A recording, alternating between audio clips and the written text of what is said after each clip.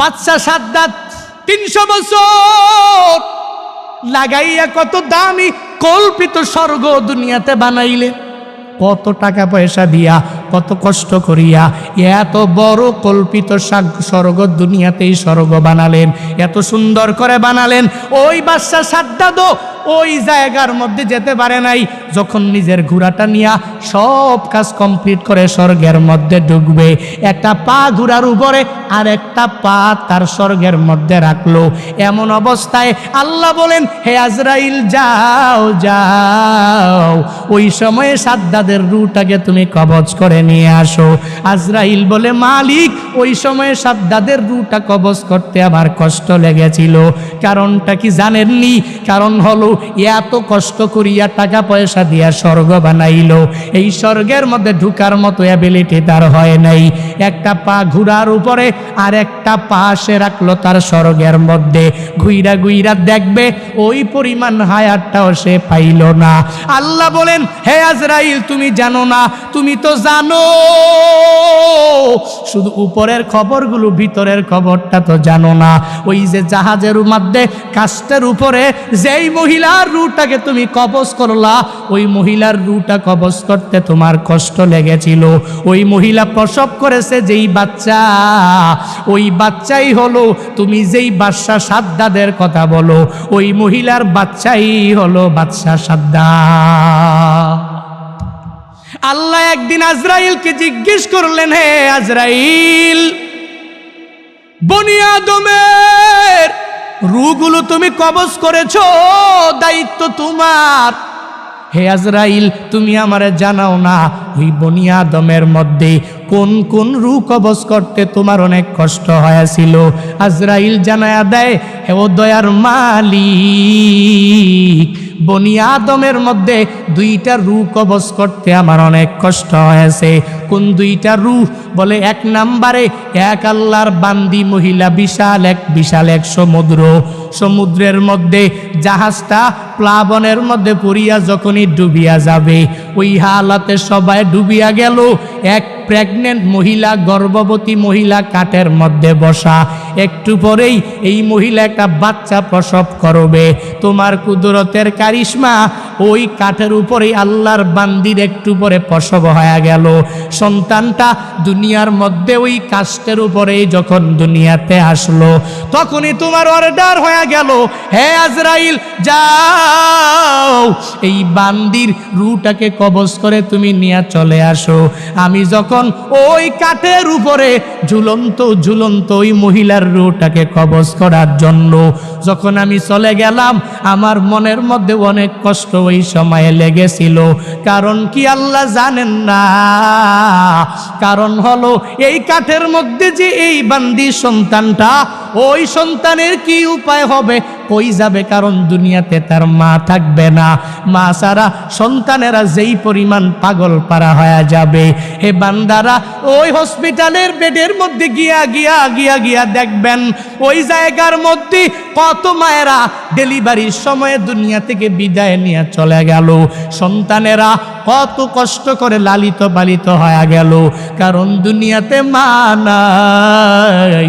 মা ছাড়া সন্তানটা দুনিয়াতে টিকে থাকতে পারে না। 70 বছরের ওই মুরব্বী নিজের মা হারাইয়া কান্দে, চোখের পানি ফালায়া, ওই বাবা হারাইয়া কান্দে। কারণ বান্দা তো জানে আমার নাতি নাতনির অভাব নাই, এই দুনিয়াতে আমার ছেলের অভাব নাই, এই দুনিয়াতে আমি সব কিছু দুনিয়াতে পাইয়া গেলাম, এখন আমার কোনো কিছুর অভাব নাই। কিন্তু আমার মা ছাড়া আমার এতিম অবস্থা হয়ে যায়, আমার বাবা ছাড়া আমার এতিম অবস্থা হয়ে যায়। সন্তানটা বড় হয়ে গেল, এরপরেও মা ছাড়া চলতে পারে না। মা যার নাই, মনে হয় ঘরের মধ্যে কোনো একটা নাই। যার বাবা নাই, ওই বান্দা পূর্ণাঙ্গভাবে বলতে পারে মনে হয় ঘরের মধ্যে টাকা আছে, সন্তানেরা আছে, বউ আছে, স্ত্রী আছে, পুত্রবধূ আছে, বাবা নাই, মানে ঘরের মধ্যে কোনো একটা মালিক নাই। ওই যে মহিলাটা বাচ্চা প্রসব করলো, আজরাইল বলে, আল্লাহ ওই মহিলার রূহটাকে কবজ করে আমি যখনই নিয়ে আসব, তখন মনে আমার অনেক কষ্ট লেগেছিল। কেন জানেননি? কারণ এই সন্তানের উপায় কি হবে হবে এই চিন্তা ভাবনা করিয়া, কারণ আপনার আদেশ আমার মানাই লাগবে, কারণ আল্লাহর আদেশের উপরে অন্য কোনো কিছু করা যাবে না। আপনার আদেশ মানা লাগবে, নির্ধারিত টাইমের মধ্যে রূহ আমার কবজ করা লাগবে, কারণ আমি আপনার কমান্ড অনুযায়ী যেই সুন্দরভাবে চলাফেরা করি। আজরাইল তো কারো কাছ থেকে বান্দা অনুমতি নেয় না, শুধু নিয়েছেন নবীর কাছ থেকে। আল্লাহ আজরাইলকে নবীর কাছে পাঠিয়েছিলেন, হে আজরাইল যাও যাও, নবীর কাছে তুমি দৌড়ায় যাও। ওই নবীর রূহটাকে কবজ করার জন্য নবী যদি অনুমতি দেয় তাহলে অনুমতি দিলে রূহটাকে কবজ করবা, নবী যদি অনুমতি না দেয় রূহটা কবজ করা তোমার পক্ষে সম্ভব হবে না। ওই নবী কেমন নবী পেয়েছো? যেই নবীর রূহটাকে কবজ করার জন্য আল্লাহ আজরাইলকে পাঠাইলেন আর বললেন নবী যদি অনুমতি দেয় তাহলে কবজ করবা, নবী যদি অনুমতি না দেয় তাহলে কবজ করতে পারবা না। আজরাইল নবীর কাছে আসলেন, আয়েশা বললেন, হ্যাঁ নবী আমার, আল্লাহ পাঠিয়েছেন, যদি অনুমতি দেন রূহটাকে কবজ করে আমি নিয়ে যাব, যদি অনুমতি না দেন আমি কবজ করব না। নবী আমার বলেন, অনুমতি দিব না, আল্লাহর কাছে আমার একটা কথা বাকি রইল, হে আজরাইল আইনা আখি জিবরাইল, আমার ভাই জিবরাইল কই, তুমি আমারে জানায়া দাও। যখন আজরাইলকে বলা হলো, আজরাইল বলে জিবরাইল ফিস সামাইল উলা, প্রথম আসমানের মধ্যে জিবরাইল বলে যাও যাও, ওই জিবরাইলকে যা খবর দাও আমার কাছে আসতে বলো, আমি জিবরাইলের কাছে একটা কথা বলবো, এটা রবের কাছে নিয়ে সে পৌঁছায়া দিবে। আজরাইল জিবরাইলের কাছে চলে গেলেন। এবার জিবরাইল যখন রহমাতুল্লিল আলামিনের দরবারে চলে আসলেন, নবী চোখের পানি ফালাইয়া কাঁদে। এই দেখে জিবরাইলও চোখের পানি ফালাইয়া যখন কাঁদে, নবী আমার ডেকে বলে, হে ভাই জিবরাইল তুমি কেন চোখের পানি ফালাইয়া কান্না করো বুঝলাম না। জিবরাইল বলে, নবী আপনি কেন কান্না করেন আমি বুঝি না, আপনি তো আল্লাহর বড় প্রিয়, ওই রবের দরবারে মুলাকাতে চলে যাবেন, আপনার কান্না করার কোনো দরকার নাই, কোনো প্রয়োজন নাই, আপনি কান্না করেন কেন? যখন জিবরাইল নবীকে জানায়া দেয়, নবী আপনার তো কান্না করার কোনো প্রয়োজনই নাই, ওই রবের মুলাকাতে যাবেন, ওই রবের সাক্ষাতে আপনি চলে যাবেন, তাহলে কান্না তো আপনার দ্বারা মানায় না গো নবী আমার। যখন নবীকে এই কথা বললেন, নবী বললেন, আমি কেন কান্দি পরে বলবো। হ্যাঁ জিবরাইল, হ্যাঁ আমার ভাই, আপনি কেন কান্না করেন আমি বুঝলাম না। জিবরাইল দেখে বলে, পয়গম্বর আমি আপনার কাছে একবার দুইবার তিনবার পাঁচবার ওহী নিয়ে আসছি, ব্যাপারটা এমন না। আল্লাহ আমারে নিযুক্ত করেছেন 1,24,000 পয়গম্বর, এই সব পয়গম্বরের কাছে ওহী নিয়ে আসার দায়িত্ব আমার। আমি সবার কাছে অনেকবার আসি নাই, কারো কাছে 10 বার, কারো কাছে 20 বার, কারো কাছে 50 বার, কারো কাছে 100 বার, কারো কাছে 200-300 বার আমি ওহী নিয়ে আসলাম। কিন্তু হে নবী, আমি আপনার কাছে যে আসলাম, আপনার কাছে আসছি একবার না, দুইবার না, 500 বার, 1000 বার, 2000 বার নয়। আমি জিবরাইল হইয়া আমার মাওলার পক্ষ থেকে ওহী নিয়া আপনার কাছে আমি এসেছি 24,000 বার। আরো জোরে কন্যা সুবহানাল্লাহ। জিবরাইলের জন্য বলে, হে নবী এজন্যই আপনার দেখে আমার বড় মায়া লাগে, আমি আপনার কাছে আর আসতে পারবো না, এই চিন্তা নিয়ে আমি চোখের পানি ফালায়া কান্দি, কারণ আল্লাহ আপনারে উঠায়া নিয়ে যাবে, এজন্য আমি কান্দি। এবার জিবরাইল বলে, হে নবী আপনি কান্না করেন কেন আমার বুঝে হয় না। নবী আমার বলেন, হে জিবরাইল আমি কেন কান্না করি জানো জানো জানো, আমি তো আমার রবের মুলাকাতে চলে যাব, কিন্তু এই দুনিয়ার মধ্যে আমার যে উম্মতেরা থাকবে ওই উম্মতেরা আমার জন্য বড় পাগল। এই উম্মতেরা মদিনার জন্য অনেক বড় পাগল পারা, আমি নবীর জন্য অনেক বড় পাগল পারা। আমার এই উম্মতের উপায়টা কি হবে? রবের কাছে যাও আর আল্লাহর কাছে গিয়া জানাইয়া দাও। আল্লাহ যতক্ষণ পর্যন্ত আমার উম্মতের দায়িত্ব না নিবে আমি ততক্ষণ পর্যন্ত রূহ কবজ করার অনুমতি দিব না। জিবরাইল চলে গেলেন মাওলার দরবারে যাইয়া আল্লাহর কাছে বললেন, ও মালিক, আপনার পয়গম্বর রূহ কবজ করার জন্য অনুমতি দেয় না। ও আল্লাহ, যদি আপনি আপনার নবীর উম্মতের জিম্মাদারি যদি না নেন তাহলে রূহ কবজ করার অনুমতি আপনার নবী দিবে না।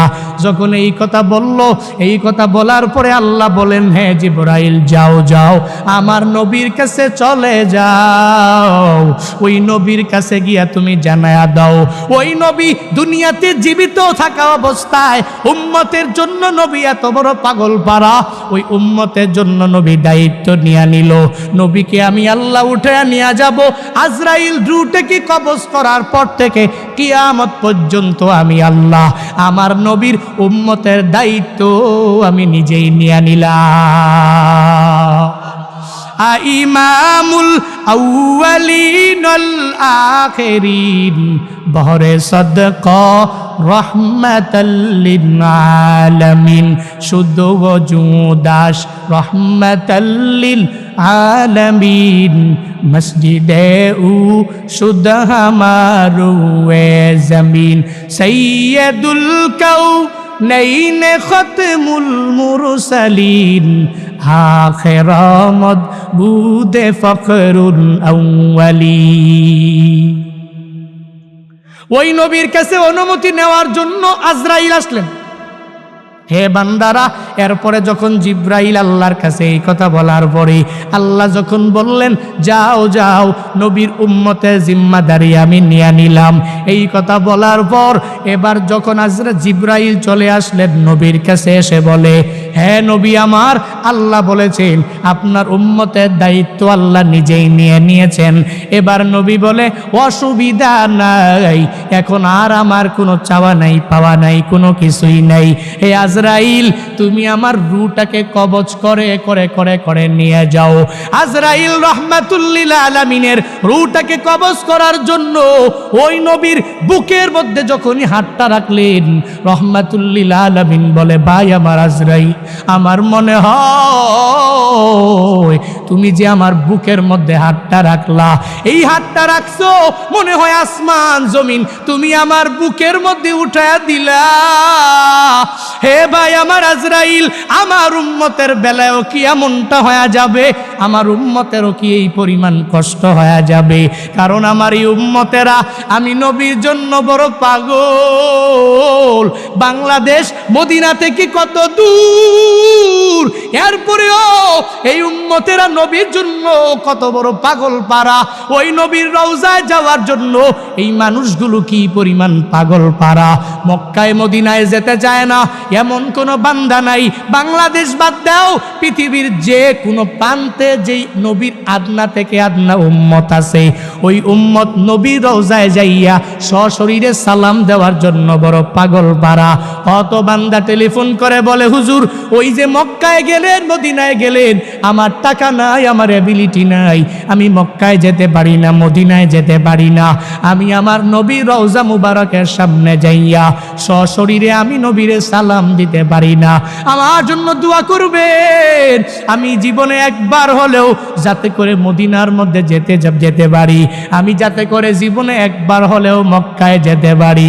এই উম্মতেরা নবীর জন্য এত বড় পাগল পারা, নবী উম্মতের জন্য কি পরিমাণ পাগল। নবী আমার ডেকে বলে, হে আজরাইল শুনে নাও, আমার উম্মতের বেলায়ও কি একই পরিমাণ কষ্ট হয়ে যাবে? আজরাইল বলে, নবী না না না, আপনার উম্মতেরা যদি আপনার সুন্নতের উপরে আমল করে করে যদি দুনিয়ার মধ্যে চলতে পারে, আপনার রবের আদেশ মানিয়া মানিয়া যদি চলতে পারে, ওই রবের ক্ষমা নিয়ে যদি সামনে আগাইয়া যেতে পারে, তাহলে শুনেন নবী আমার, এদের জানটাকে, এদের রূহটাকে কবজ করার সময় তারা উপলব্ধিও করতে পারবে না, তারা টেরও পাবে না।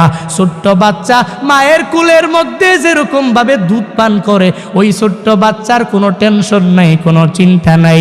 ঠিক একই রকম ভাবে দুনিয়াতে যেই বান্দা মুমিনে কামেল হয়ে যাবে, নবী আপনার খাঁটি উম্মত হয়ে যাবে, এরকম কষ্ট হবে না, সুখে শান্তিতেই এদের রূহটাকে কবজ করা হবে। তবে নবী, যারা দুনিয়াতে আপনাকে মানবে না, আল্লাহর আদেশ অনুযায়ী নিজের জিন্দেগিটা চালাবে না, হে নবী, যারা দুনিয়াতে আপনার কমান্ড অনুযায়ী যেই সুন্নতের আমলগুলো যারা করতে পারবে না, নবী তাদের বেলায় একই রকম করা হবে না। বলে একটা জীবন্ত খাসি, ওই খাসিটাকে যদি কোনো বান্দা জবাই না করে, আস্ত যদি ওই খাসির চামড়াটা যদি ছিলে ফেলে, যেই পরিমাণ কষ্ট খাসিটার হয়ে যাবে, এর চাইতেও বেশি কষ্ট হয়ে যাবে। যেই বান্দা নামাজ পড়ে না, যেই বান্দা রোজা রাখে না, যেই বান্দা নেক আমল করে না, তার এর চেয়েও বেশি বান্দা কষ্ট হয়ে যাবে রূহটা কবজ করার। তো বারংবার বলি, নবীর বেলায় অনুমতি নেওয়া হইল, আজরাইল আসলেন, নবীর বেলায় নিলেন, তোমার বেলায় আমার বেলায় কশিনকালেও নেওয়া হবেনি, হবেনি নেওয়া। ওই যে আল্লাহ আজরাইল রেজি গাইলেন, দুইটা রূহ কবজ করতে তোমার কষ্ট হয়ে গেল। এক নম্বরে ওই কাস্তের উপরে ওই মহিলার রূহটাকে কবজ করতে কষ্ট হয়ে গেল। দুই নম্বরে কোন রূহ? আজরাইল জানায়া দেয়, হে আল্লাহ, বাদশা সাদ্দাত 300 বছর লাগাইয়া কত দামি কল্পিত স্বর্গ দুনিয়াতে বানাইলে, কত টাকা পয়সা দিয়া, কত কষ্ট করিয়া এত বড় কল্পিত স্বর্গ দুনিয়াতেই স্বর্গ বানালেন, এত সুন্দর করে বানালেন। ওই বাদশা সাদ্দাতও ওই জায়গার মধ্যে যেতে পারে নাই। যখন নিজের ঘোড়াটা নিয়া সব কাজ কমপ্লিট করে স্বর্গের মধ্যে ঢুকবে, একটা পা ঘোড়ার উপরে আর একটা পা তার স্বর্গের মধ্যে রাখলো। এমন অবস্থায় আল্লাহ বলেন, হে আজরাইল, যাও যাও, ওই সময়ে সাদ্দাতের রূহটাকে তুমি কবজ করে নিয়ে আসো। আজরাইল বলে, মালিক, ওই সময়ে সাদ্দাতের রূহটা কবজ করতে আমার কষ্ট লেগেছিল। কারণটা কি জানেননি? কারণ হলো, এত কষ্ট করিয়া টাকা পয়সা দিয়া স্বর্গ বানাইলো, এই স্বর্গের মধ্যে ঢুকার মতো অ্যাবিলিটি তার হয় নাই। একটা পা ঘোড়ার উপরে আর একটা পা সে রাখলো তার স্বর্গের মধ্যে, ঘুইরা ঘুইরা দেখবে ওই পরিমাণ হায়াতটাও সে পাইল না। আল্লাহ বলেন, হে আজরাইল, তুমি জানো না? তুমি তো জানো, শুধু উপরের খবরগুলো, ভিতরের খবরটা তো জানো না। ওই যে জাহাজের মধ্যে কাস্টের উপরে যেই মহিলার রূহটাকে তুমি কবজ করলা, ওই মহিলার রূহটা কবজ করতে তোমার কষ্ট লেগেছিল। ওই মহিলা প্রসব করেছে যেই বাচ্চা, ওই বাচ্চাই হলো তুমি যেই বাদশা সাদ্দাতের কথা বলো, ওই মহিলার বাচ্চাই হলো বাদশা সাদ্দাত। এই সব কিছু বইলা বইলা কি বুঝাইতে চাই? মরণ হবে কি হবে না, কোন সময় হবে এই গ্যারান্টি আসেনি, কেউ দিতে পারবে? ডাক্তার, মা বাবা, কেউ দিতে পারবে না, কেউ পারবে না। কোন সময় আমি মারা যাব, কোন সময় কবরের ডাক আমার চলে আসবে, যেহেতু জানাও নাই, যেহেতু গ্যারান্টিও আমি দিতে পারবো না। আল্লাহ এজন্যই স্মরণ করে করে জানায়া দেয়, তুই ছিলি কি, হলি কি, বানাইলাম কি, কই যাবি, কোন দিকে দৌড়ে যাবি। কুনতুম আমওয়াতা ফাহিয়াকুম সুম্মা ইউমিতুকুম সুম্মা ইউহয়িকুম মিনহা খলাকনাকুম ওয়া ফিহা নুঈদুকুম ওয়া মিনহা নুখরিজুকুম তারাতান নুখরা। আল্লাহ বলেন, তুই ছিলি কি, এই মাটি থেকে বানাইলাম, আবার যাওয়া লাগবে কবরের মধ্যে, আবার ওখান থেকে আমি আল্লাহ আবার তোরে ওঠাবো, আমি আল্লাহর বিচারের কাঠগড়ায় তোর দাঁড়াইয়া যাওয়া লাগবে। এজন্য বলি, হে কুমিল্লা এলাকার মানুষেরা, হে লালমাই এলাকার মানুষেরা, হে শিশপুর এলাকার মানুষেরা, হে ইউনিয়নের মানুষেরা, শুনে নাও, তোমাদেরকে বলে যাই, এখন থেকেই নামাজ পড়বা, এখন থেকেই রোজা রাখবা, এখন থেকেই নেক আমলের লাইনে আগাইয়া যাওয়া লাগবে। কালকে পড়ব, এর পরের দিন পড়ব, এক সপ্তাহ পরে ভালো হয়ে যাব, ওই গ্যারান্টি আমার মাঝেও নাই, তোমার মাঝেও নাই। কারণ যে কোনো সময় কবরের ডাকটা বান্দা চলে আসতে পারে, যে কোনো সময় ওই কবরের ডাক চলে আসলে বান্দা তোমার চলে যাওয়া লাগবে। হে যুবকেরা, বাইক নিয়ে যে এত দৌড়াও, ওই কত কত দামি দামি বাইক কিনা বাইকাররা রাস্তার মধ্যে পরেই অ্যাক্সিডেন্ট করে সাথে সাথে মারা গেল। এই যে 2-3 দিন আগেও নিজের চোখে তাকায়া দেখলাম একটা বাইক এক জায়গায় পড়ে আছে, ওই বাইকের যে বাইকার সে লাশ হয়ে পড়ে আছে। এরকম বিভিন্ন জায়গায় প্রতিদিন ফেসবুকে, ইউটিউবে বিভিন্ন জায়গায় তাকায়া দেখ, শুধু বাইক অ্যাক্সিডেন্ট অভাব নাই, একটা না একটা হলো হয়ে গেল। ওই বাইকার জানে না এখনই আমি মারা যাব, সে যদি জানতো তাহলে বাইক নিয়ে বের হইতো না, এত পাগল পারা হয়ে দুনিয়াতে ঘুরতো না। এজন্য বলি, যে কোনো সময় মরণ হয়ে যেতে পারে, আমিও জানি না, তুমিও জানো না, কেউ জানে না। এজন্য বাড়িতে যাইয়া এখন থেকেই 5 বেলার নামাজে তুমি হয়ে যাও, এখন থেকেই নেক আমলের লাইনে অগ্রগামী হয়ে যাও, তুমি আল্লাহর ওলি হয়ে যাও। আমি বলি না সর্বোচ্চ লেভেলের তাকওয়াবান হয়ে যাও, আমি বলি না পারবা না, তবে এতটুকু কি পারবা না, 5 বেলার নামাজের শিডিউল করিয়া প্রতি মাসে কেন তোমার 1 বেলা নামাজ ছুটে যাবে? রমজানের 30টা রোজা একটা কেন বান্দা তোমার ছুটে যাবে? তোমার নেক আমলগুলো, আল্লাহর আদেশগুলো তুমি কেন মানতে পারবা না? আল্লাহর নিষেধগুলো থেকে নিজেকে কেন তুমি বিরত রাইকা রাইকা চলতে পারবা না? যেই হুজুরেরা, যেই পুরুষেরা, যেই নারীরা 5 ওয়াক্ত নামাজ পড়ে, রোজা রাখে, নেক আমল করে করে সময়টা কাটায়, তার তো এত লস হয় না। দুনিয়া বিলাইনে সে অনেক ঠকে যায়, এমনটাও বান্দা নয়। তুমিও তো ঠকবা না, কেন ঠকবা? বরং 5 বেলার নামাজি যেই বান্দা, তার দ্বন্দ্বউলতের মধ্যে বরকত দিয়া দেন কে? জোরে বলেন।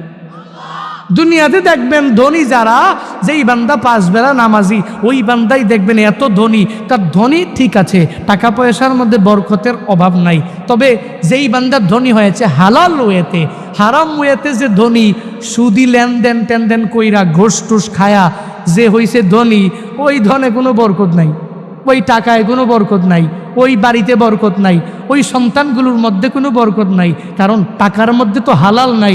হালাল ওয়েতে ধনী হও, ওই বান্দাই 5 বেলার নামাজি, সে হালাল ওয়েতে ধনী হয়েছে, টাকা পয়সা যা হয়েছে, নিজের সংসারের মধ্যে শান্তির কোনো কমতি নাই। যে হারাম ওয়েতে ধনী হয়, ওই ধনে কোনো বরকত আছে? বরকত আছে বলেন? আপনি একটু এলাকায় দেখবেন, সমাজে দেখবেন, বিভিন্ন জায়গায় দেখবেন, যা যেই লোকটা ধনী, বিচার করবেন 2 জন লোক, 2 জনের মধ্যে 2 জনই ধনী। একজনে 5 বেলার নামাজি, আর একজনে সুদি লেনদেন করে ধনী হয়েছে, আর একজনে হালাল ওয়েতে ধনী হয়েছে ব্যবসা করে। যে ব্যবসা করে ধনী হয়েছে, দেখবেন তার পরিবারে শান্তির অভাব নাই। সুদি লেনদেন করে যে বিল্ডিং দামি দামি দামি সব কিছু করছে, বানাইছে ঠিকই, কিন্তু ওই জায়গায় কোনো বরকত নাই। ছেলেও কথা শুনে না, মেয়েও শুনে না, নাতি নাতনিরাও শুনে না, সব বেপরদায় চলাফেরা করে। সে বলে ডান দিকে, পরিবার বলে বাম দিকে, সে বলে সুজা যা, পরিবার বলে বাঁকা যা। ঠিক কিনা? কুলিল্লাহুম্মা মালিকাল মুলক তুতিল মুলকা মান তাশা ওয়া তানজিউল মুলকা মিম্মান তাশা ওয়া তুইজ্জু মান তাশাউ ওয়া তুযিল্লু মান তাশাউ বিয়াদিকাল খায়র ইন্নাকা আলা কুল্লি শাইইন কাদির। কথাকার সন্দেহ আছে? আল্লাহ বলেন, নবী আপনি বলুন, আল্লাহুম্মা মালিকাল মুলক, হে আল্লাহ আপনি হচ্ছেন এ বিশাল জগতের অধিপতি। সূরা ফাতিহার প্রথম আয়াত কি?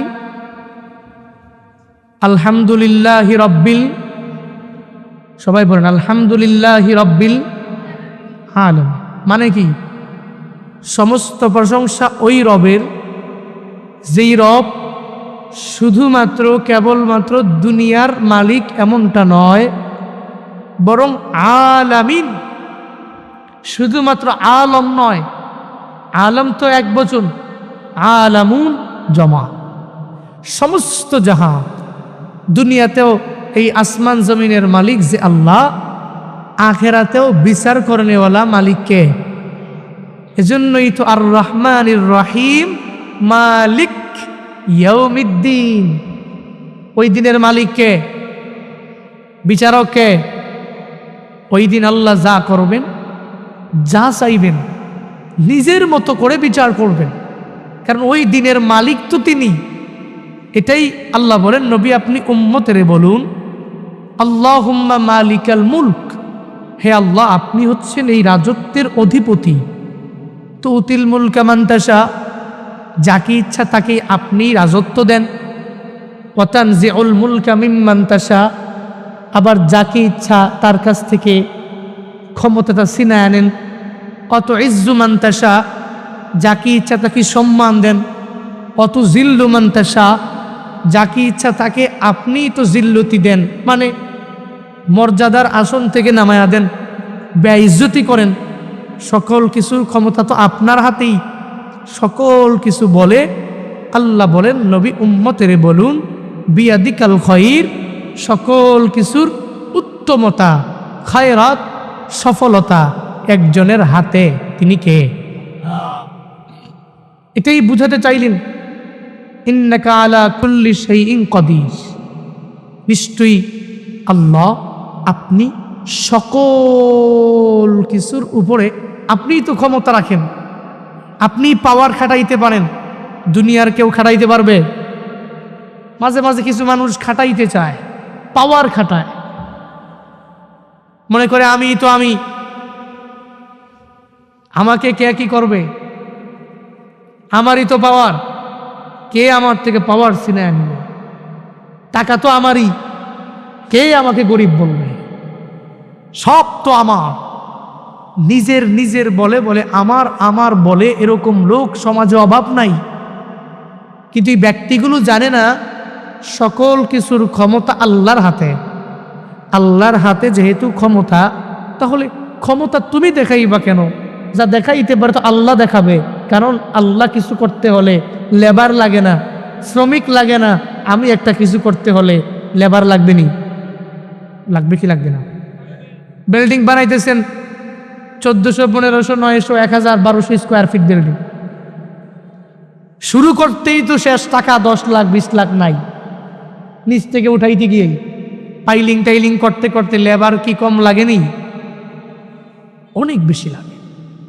এত লেবার, এত শ্রমিক, সাধারণ একটা বিল্ডিং বানাবো, একটা বিল্ডিং বানাইতে গেলেই লেবারের অভাব নাই, শ্রমিকের অভাব নাই। কিন্তু আল্লাহর হাতে যেই পরিমাণ ক্ষমতা, ইন্নাকা আলা কুল্লি শাইইন কাদির, তিনি যা ইচ্ছা তাই করতে পারেন। তার লেবার লাগে না, শ্রমিক লাগে না। আল্লাহ শুধু বলে কুন, কি বলে? কি বলে? কুন বলতে দেরি হইতে কি আর দেরি হবে? দেরি হবে। ইন্নামা আমরুহু ইযা আরাদা শাইআ আইয়াকুলা লাহু কুন ফায়াকুন।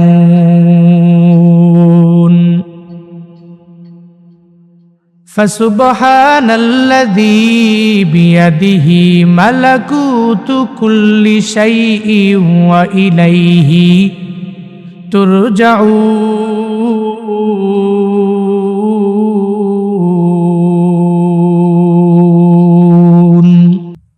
আল্লাহ বলেন, আমি আল্লাহ ইচ্ছা করলাম, এটা করব এটা করব। তখন আমরে হাজের মারুফের সিগা আল্লাহ বললেন কুন, হও। কি বললেন? কুন, হও। Without labours, without day labours, কোনো শ্রমিক ছাড়া, কোনো লেবার ছাড়া আল্লাহ যখন বললেন আমরে হাজের মারুফের সিগা দ্বারা কুন, হও, এটা বলতে দেরি আল্লাহ তাআলার আদেশকৃত জিনিসটা হইতে 1 সেকেন্ড পরিমাণ কোনো দেরি হয় না। জোরে পড়ে না সুবহানাল্লাহ। আপনারা খুব ঝিমায় ঝিমায় যাচ্ছেন মনে হচ্ছে। সুবহানাল্লাহ, আলহামদুলিল্লাহ, আল্লাহু আকবার একটু বলতে হবে তো। কুমিল্লার মানুষ তো এমনিতেই খুব অ্যাক্টিভ, ওনাদেরকে বলা লাগে না, একটু জোরে জোরে বলতে হবে। পড়েন সুবহানাল্লাহ। তাও অনেকে বলে নাই, পড়েন না সুবহানাল্লাহ। আবারও পড়ি আলহামদুলিল্লাহ।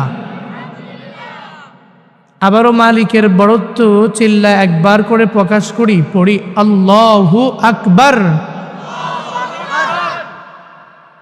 কষ্ট হয়েছে?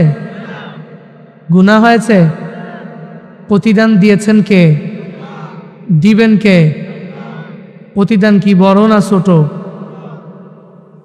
মদিনাওয়ালা নবী এজন্যই জানায়া দেয়, আমার যে উম্মতেরা জবান দিয়া বের করবে, একবার পড়বে সুবহানাল্লাহ, একবার যে উম্মতেরা জবান দিয়া বের করে দিবে আলহামদুলিল্লাহ, একবার যে উম্মতেরা জবান দিয়া মালিকের বরত্ব প্রকাশ করবে আল্লাহু আকবার, কি ফায়দা হবে? নবী জানায়া দিলেন, আসমান থেকে জমিন পর্যন্ত খালি জায়গার কোনো অভাব নাই। কি পরিমাণ খালি জায়গা! আসমানটা কত উপরে? হে বান্দা, আসমান, প্রথম আসমানটা প্রায় 13,30,00,000 মাইল উপরে। এত উপরে আসমান, আসমান থেকে জমিন পর্যন্ত খালি জায়গার কোনো অভাব নাই। কোনো ধনী আল্লাহর বান্দা যদি মনে করেন এই খালি জায়গাগুলোতে আমি স্বর্ণ ক্রয় করিয়া, pure gold 2 number 3 number 4 number স্বর্ণ নয়, এই খালি জায়গাগুলোতে 1 নাম্বার স্বর্ণ দিয়ে আমি বরাত করলাম, আর মাদ্রাসায় মসজিদে ফি সাবিলিল্লাহ রাস্তার কাজে এই সব স্বর্ণগুলোর টাকা আমি ব্যয় করে দিলাম, বলে ওই ধনী আল্লাহর বান্দার আমলনামার মধ্যে যেই সওয়াব জড়ো হয়ে যাবে, একবার সুবহানাল্লাহ বলনেওয়ালা, একবার আলহামদুলিল্লাহ বলনেওয়ালা, একবার আল্লাহু আকবার বলনেওয়ালার আমলনামায় তার সমপরিমাণ সওয়াব আমার আল্লাহ দিয়া দিবে।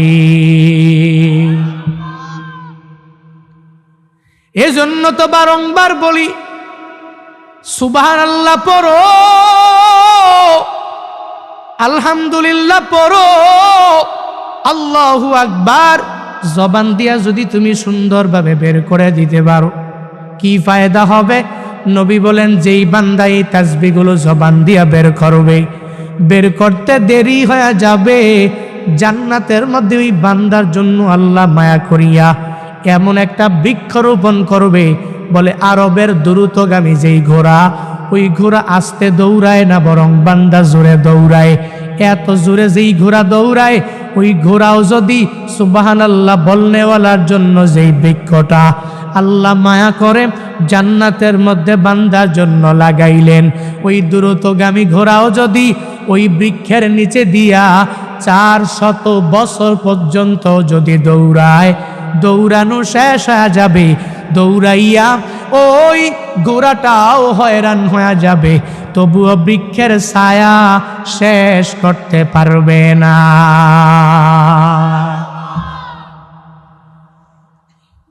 ওই বৃক্ষ কি কুমিল্লা শহরের মধ্যে আসেনি? আছে নাকি একটা?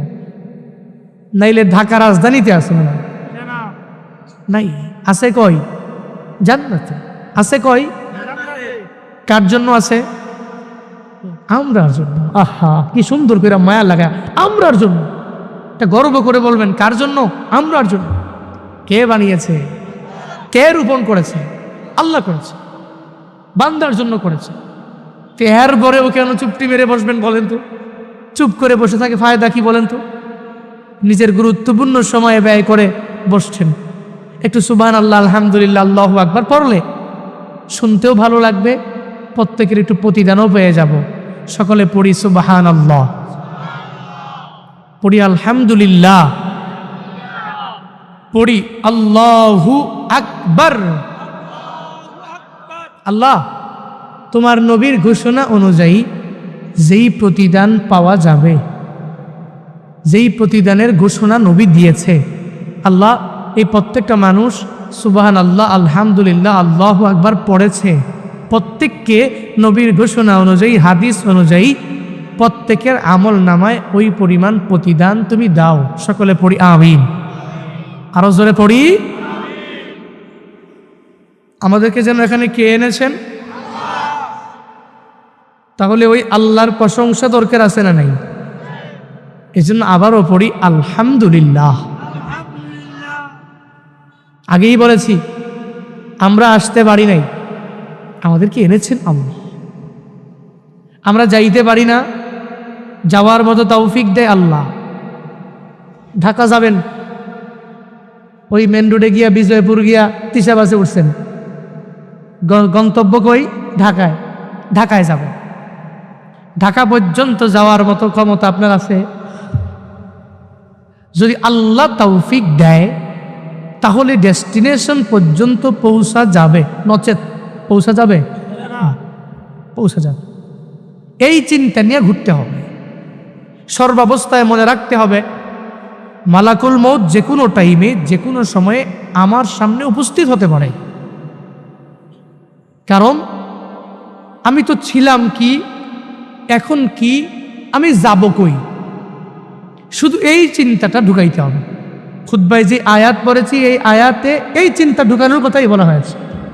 চিন্তা ঢুকাতে হবে আমি ছিলাম কি, এখন আছি কি, সামনে আমার হবে কি, ছিলাম কই, আছি কই, যাব কই। আল্লাহ এজন্যই বারংবার কালামুল্লাহ শরীফে বান্দাকে স্মরণ করে জানায় দেয়, বান্দা দুনিয়া দিলাম, আসমান দিলাম, জমিন দিলাম, সব কিছু দিলাম, তোর জন্য দিলাম। তুই এই সব কিছু পাওয়ার পরে শুধু এই চিন্তা ঢুকাবি ছিলি কি, বর্তমানে কি, ভবিষ্যতে হবে কি। আল্লাযী জাআলা লাকুমুল আরদা ফিরাশা ওয়াস সামাআ বিনাআ। আল্লাহ বলেন আল্লাহ তো উনি যিনি তোমাদের জন্য জমিনটাকে বানাইলেন বিছানা। এ বিশাল জমিন আল্লাহ বিছানা বানাইলেন, বান্দার জন্য বানাইলেন। আল্লাহ নিজের পরিচয় দিয়া জানায়া দেন আল্লাহ তো উনি যিনি তোমাদের জন্য বিশাল আসমানটাকে বানাইলেন, বান্দা বানাইলেন ছাদ। এ ছাদটা যে বানাইলেন আল্লাহ কয়টা খুঁটি দিয়া বানাইলেন? 3টা, 2টা, 10টা? একটা খুঁটিও লাগে নাই। খুঁটিবিহীন বিশাল আসমানটা আল্লাহ বানাইলেন। কার জন্য বানাইলেন? বলে বান্দার জন্য বানাইলেন। বিশাল জমিন, এই জমিনটা বিছানা বানাইলেন আল্লাহ, তবে দিয়া দিলেন বান্দাকে। আল্লাহ বলেন এ বিশাল আসমানটা আমি আল্লাহ তোমাদের জন্য বানাইলাম। এ বিশাল জমিন বিছানা স্বরূপ আমি আল্লাহ তোমাদের জন্য বানাইলাম।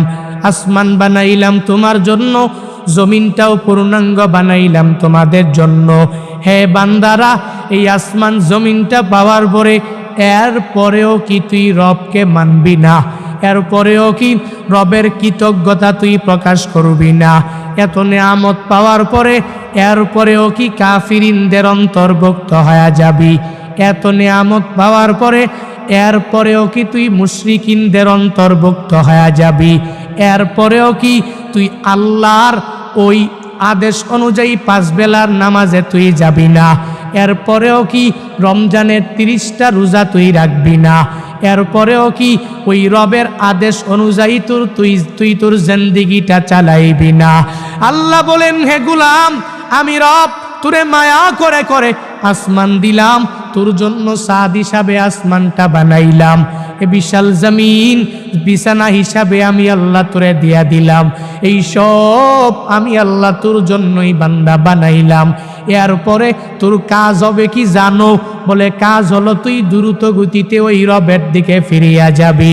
আল্লাহর দেওয়া আসমান, আল্লাহর দেওয়া জমিন, নদী নালা খালবিল সব নিয়ামতগুলো পাওয়ার পরে কাজ হবে কি জানো? বান্দার কাজ হবে মুয়াজ্জিন সাহেব যখন 5 বেলার নামাজের জন্য আজান দিয়া দেয়, ওই মুয়াজ্জিন শ্রুতি মধুর কণ্ঠ দিয়া যখন তোমারে ডাক দেয়, হাইয়া আলাস সালাহ, তুই নামাজের দিকে দৌড়ে আয়।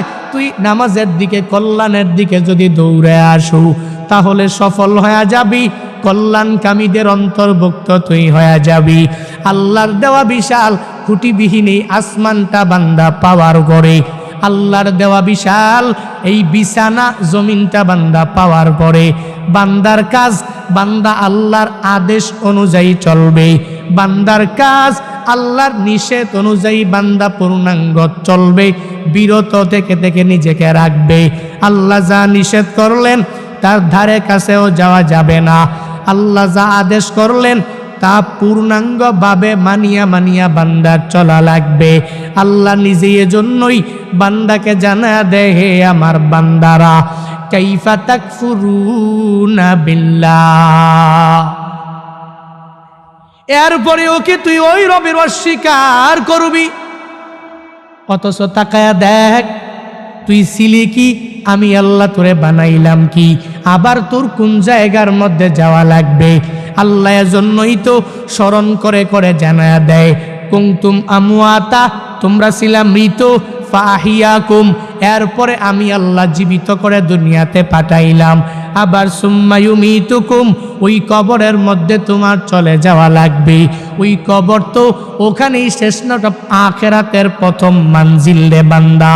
ওখান থেকে আবার যখন ইসরাফিল সিংহার মধ্যে ফুৎকার দিয়া দিবে, ওই ফুৎকারের আওয়াজে হাসরের ময়দান যেদিন কায়েম হয়ে যাবে, ফাইদা নুকিরা ফিন নাকুর। সূরাতুল মুদ্দাসসিরের মধ্যে আল্লাহ নবীকে জানায়া দেয়, হ্যাঁ নবী আমার, ওই হাসরের ময়দান যেদিন কায়েম হবে, ইসরাফিল তো সিংহা নিয়া দাঁড়ায় রইল, ফুৎকার দেওয়ার জন্য আল্লাহ আদেশ করতে দেরি হয়ে যাবে। যখনই ফু মারবে তখন হাসরের ময়দান কায়েম হয়ে যাবে। তখন এই বান্দাদের আমার মাওলার দরবারে বিচারের কাঠগড়ায় দাঁড়ানো লাগবে। আল্লাহ ওই সময়ে এই বান্দাদেরকে আবার জীবিত করবে। আল্লাহ এটাই জানাতে চায়, হে বান্দা, তুই ছিলি কি, আমি আল্লাহ বানাইলাম কি, তুই আবার যাবি কই? কুনতুম আমওয়াতা ফাহিয়াকুম সুম্মা ইউমিতুকুম সুম্মা ইউহয়িকুম। ছিলি তুই মায়ের গর্ভের মধ্যে রে বান্দা, আমি আল্লাহ মায়া করে করে ওই মায়ের গর্ভের মধ্যে তোকে কত সুন্দর করে ওখানে বড় করলাম। আস্তে আস্তে মায়া করিয়া করিয়া মানব গঠনের মধ্যে সুন্দর একটা আকৃতি আমি তোর মায়ের পেটে দিয়া দিলাম। ওই গর্ভের মধ্যে তুই খাবি কিরে বান্দা? আমি আল্লাহ মায়া করে তোর মায়ের নাভি থেকে তোর কাছে তোর পেটে খানার ব্যবস্থা করে দিলাম। ওখানে আমি আল্লাহ বাঁচাইলাম। কত সন্তানেরা দুনিয়াতে আসার সময় মারা গেল, আমি আল্লাহ মায়া করে ডেলিভারির সময় তোকে সুন্দরভাবে বাঁচাইয়া দুনিয়াতে তুই আসলি জীবিত। আবার এই দুনিয়াতে আসার পরে রে বান্দা 50 বছরের জিন্দেগি, 60 বছর 70 বছরের জিন্দেগি, আবার কত বান্দা তো 20 বছর 15 বছর হায়াতটা সুন্দরভাবে পায় না। কত সন্তানেরা ছোট অবস্থায় শিশু বয়সে এই দুনিয়া ছেড়ে বিদায় নেয়। আল্লাহ বলেন, হে গোলাম, তুই মৃত ছিলি, আমি আল্লাহ তোরে জীবিত বানাইলাম। তবে যেই দিন একদিন এমন হয়ে যাবে, তুই যত কিছুই করো, ওই মালাকুল মউত কোনো একদিন তোর দুয়ারের সামনে এসে হাজির হয়ে যাবে।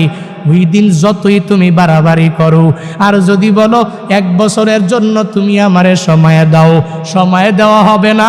ওই আজরাইল তোমার কাছেও অনুমতি নেওয়ার জন্য আসবে না। হে বান্দা, যতই তুমি চালাকি করো, যাই করো, আল্লাহ যেদিন ডাকবে, নির্ধারিত টাইম যখনই বান্দা তোমার চলে আসবে, ওই দিন মালাকুল মউত তোমার দুয়ারের সামনে হাজির হয়ে যাবে। ওই মালাকুল মউত আজরাইল শুধু অনুমতি নিয়েছেন নবীর কাছে। কেন নিয়েছেন? কারণ নবী তো হলো নাবিয়্যুল আম্বিয়া। তোমার আমার কাছে কশিনকালেও আজরাইল অনুমতি নিবে না, কারণ আজরাইল একজনের কথা মানে, চিল্লায়া বলো তার নাম। আল্লাহ একদিন আজরাইলকে জিজ্ঞেস করলেন, হে আজরাইল, বনি আদমের রূহগুলো তুমি কবজ করেছো, দায়িত্ব তোমার।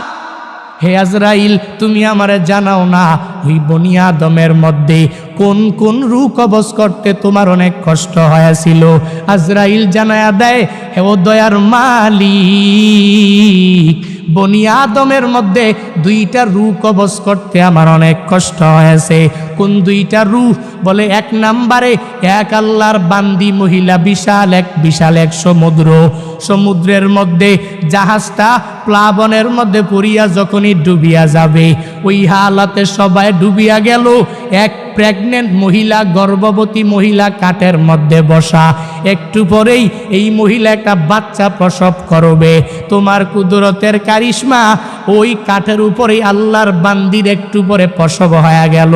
সন্তানটা দুনিয়ার মধ্যে ওই কাষ্টের উপরেই যখন দুনিয়াতে আসলো, তখনই তোমার অর্ডার হয়ে গেল, হে আজরাইল যাও, এই বান্দির রূহটাকে কবজ করে তুমি নিয়ে চলে আসো।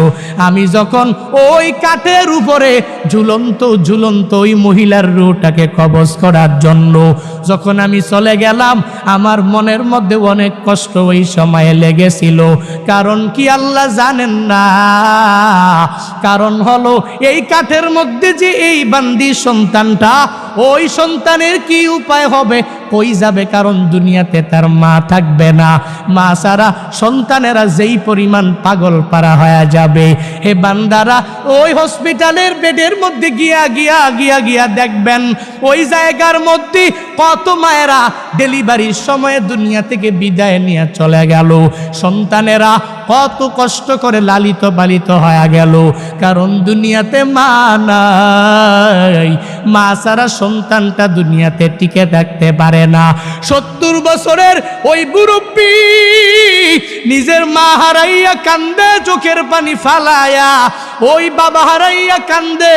কারণ বান্দা তো জানে আমার নাতি নাতনির অভাব নাই, এই দুনিয়াতে আমার ছেলের অভাব নাই, এই দুনিয়াতে আমি সব কিছু দুনিয়াতে পাইয়া গেলাম, এখন আমার কোনো কিছুর অভাব নাই।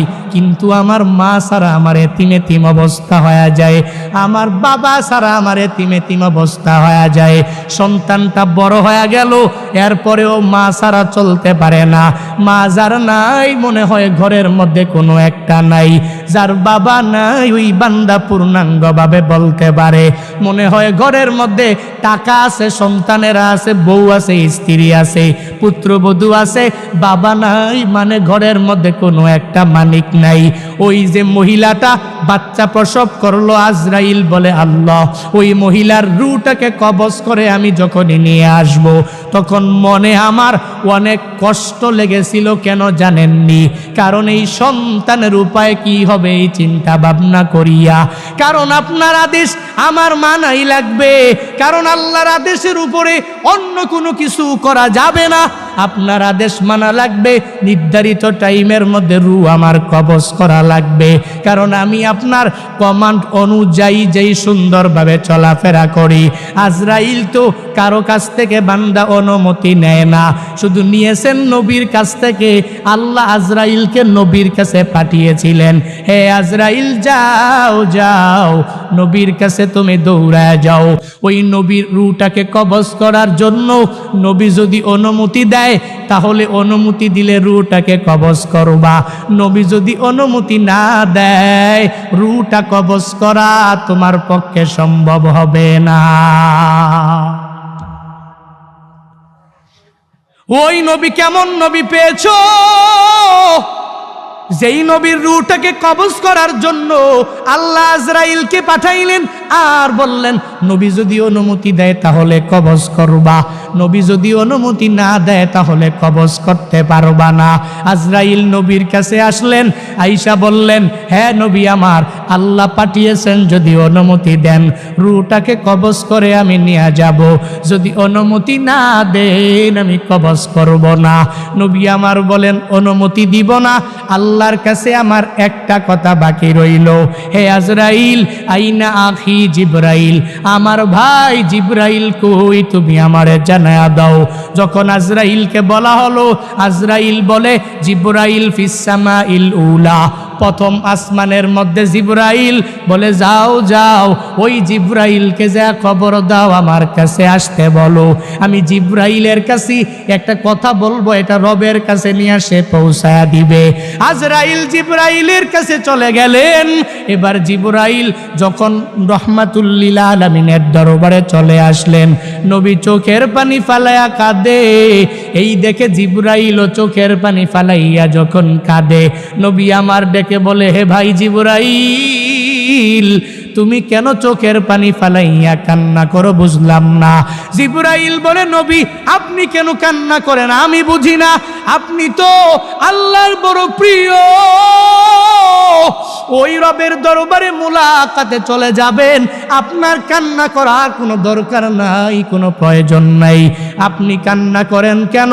যখন জিবরাইল নবীকে জানায়া দেয়, নবী আপনার তো কান্না করার কোনো প্রয়োজনই নাই, ওই রবের মুলাকাতে যাবেন, ওই রবের সাক্ষাতে আপনি চলে যাবেন, তাহলে কান্না তো আপনার দ্বারা মানায় না গো নবী আমার। যখন নবীকে এই কথা বললেন, নবী বললেন, আমি কেন কান্দি পরে বলবো। হ্যাঁ জিবরাইল, হ্যাঁ আমার ভাই, আপনি কেন কান্না করেন আমি বুঝলাম না। জিবরাইল দেখে বলে, পয়গম্বর, আমি আপনার কাছে একবার দুইবার তিনবার পাঁচবার ওহী নিয়ে আসছি, ব্যাপারটা এমন না। আল্লাহ আমারে নিযুক্ত করেছেন 1,24,000 পয়গম্বর, এই সব পয়গম্বরের কাছে ওহী নিয়ে আসার দায়িত্ব আমার। আমি সবার কাছে অনেকবার আসি নাই, কারো কাছে 10 বার, কারো কাছে 20 বার, কারো কাছে 50 বার, কারো কাছে 100 বার, কারো কাছে 200-300 বার আমি ওহী নিয়ে আসলাম। কিন্তু হে নবী, আমি আপনার কাছে যে আসলাম, আপনার কাছে আসছি একবার না, দুইবার না, 500 বার, 1000 বার, 2000 বার নয়। আমি জিবরাইল হইয়া আমার মাওলার পক্ষ থেকে ওহী নিয়া আপনার কাছে আমি এসেছি 24,000 বার।